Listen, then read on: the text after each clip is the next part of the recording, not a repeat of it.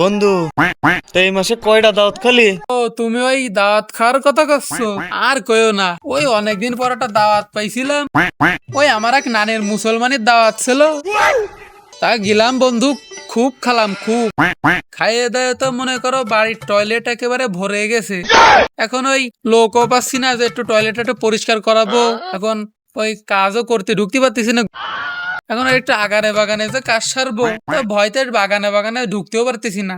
কিসের বাড়া ভয়? বাগানে যাবা তো আবার কিসের ভয়? মানসি কয় আগা আসলি বাঘের ভয়ও থাকে না, আর তোমার বাগানে যাতে ভয় করতেছে।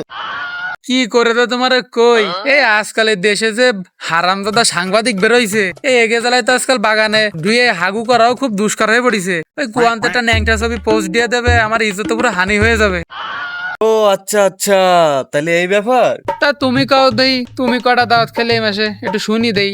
ওই আমারও সেই একই কেস। ওই আমার এক দাদির বার্থডে ছিল, সেই বার্থডে তো মনে করো খায়ে ওই বাড়িরটা তো ভরেছি, সে শ্বশুর বাড়িরটাও ভরেছি।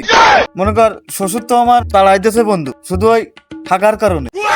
এখন মনে কর ওই বাগানে কাম সারবো, সাংবাদিক আলাগের জন্য মনে কর পারতেছি না বন্ধু।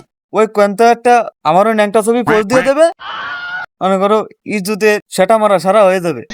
সেই ভয়ে আমিও বাগানে ঢুকতে পারতেছি না। ওই আমিও 1 মাস জমাই রয়েছি, মনে কর পেটের মধ্যে 10-20 কেজি হয়ে গেছে। এই নিচে যদি ছাড়ে দিই তা মনে করো তুমিও সাঁতার কাটতে পারবা না।